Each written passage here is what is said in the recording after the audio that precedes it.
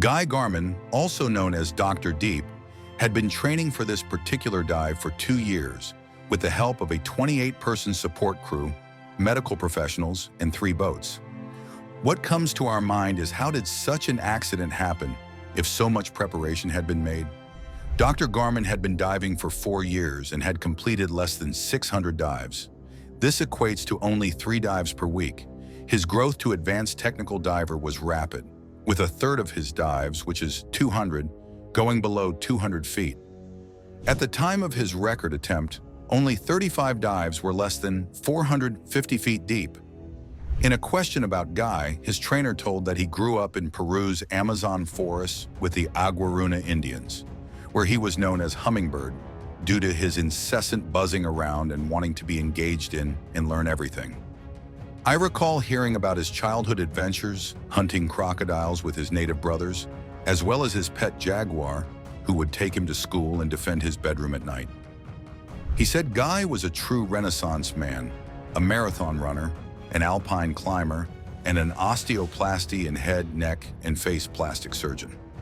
Garman was a doctor of osteopathic medicine who specialized in otolaryngology, ear, nose, and throat, as well as head, neck, and face plastic surgery.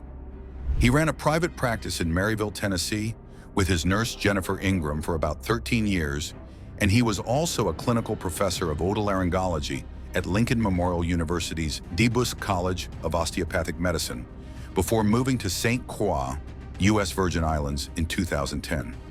In St. Croix, he established an ear, nose, and throat practice.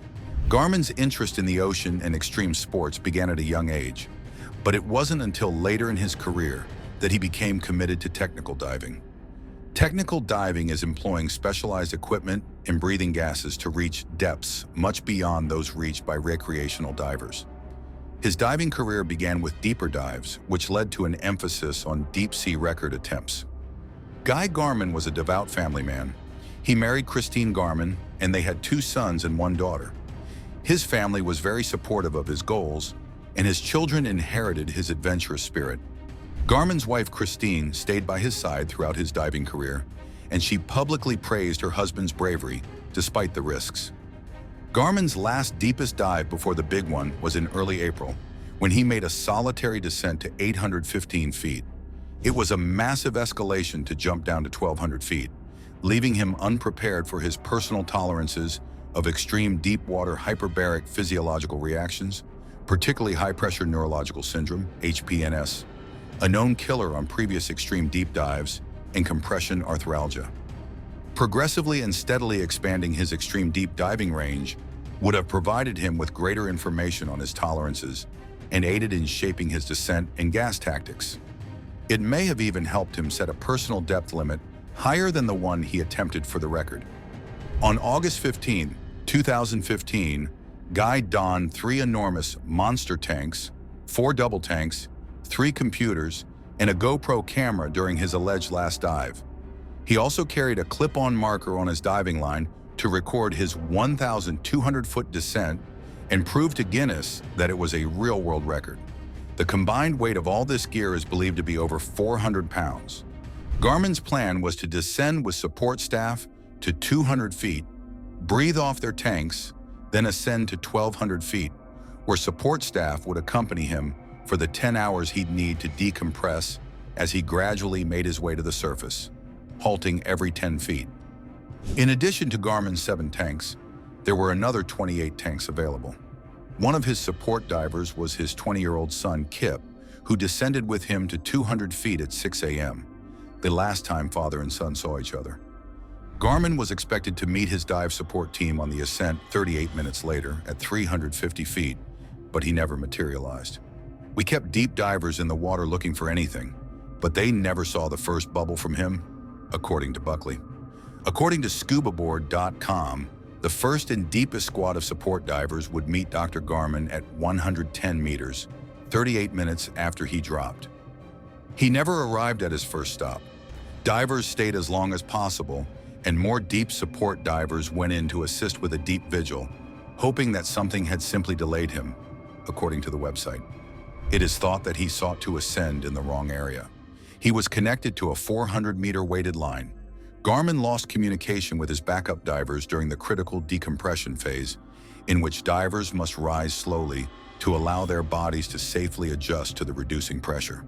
He missed scheduled stops, and after several hours of waiting, the crew realized he hadn't shown up. Efforts to locate him were futile, and his body was never discovered.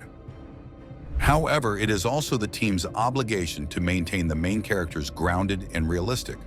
They should challenge egos and presumptions rather than enthusiastically encourage them. Support groups should not include yes men, sycophants, or cheerleaders. The truth is that those who want to break world records are rarely demotivated or lack self-confidence.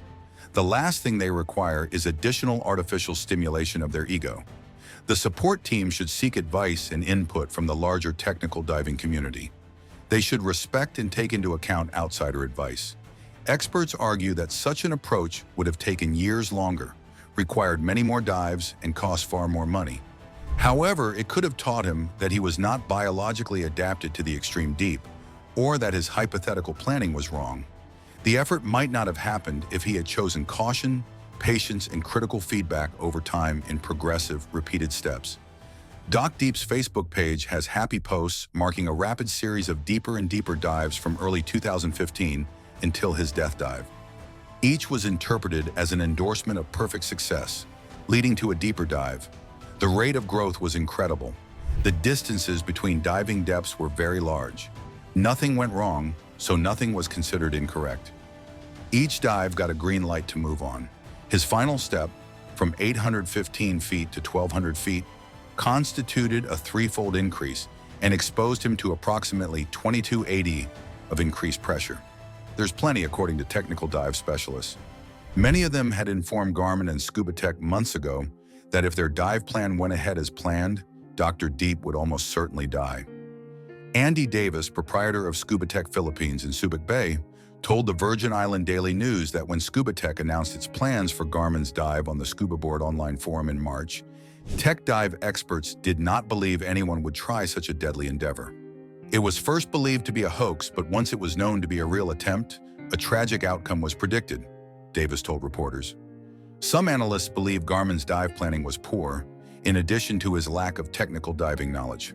He was following outdated techniques without fully comprehending the true operational difficulties and the requirement for multi-contingency planning. Things don't always go smoothly. Some criticize the record attempt and the overall promotion of deep diving activities due to the dangers involved.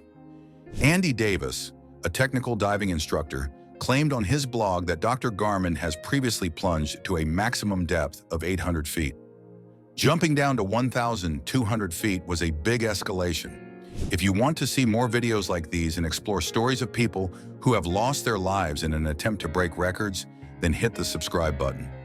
Never forget to like the video, and your feedback will be very much appreciated in the comments.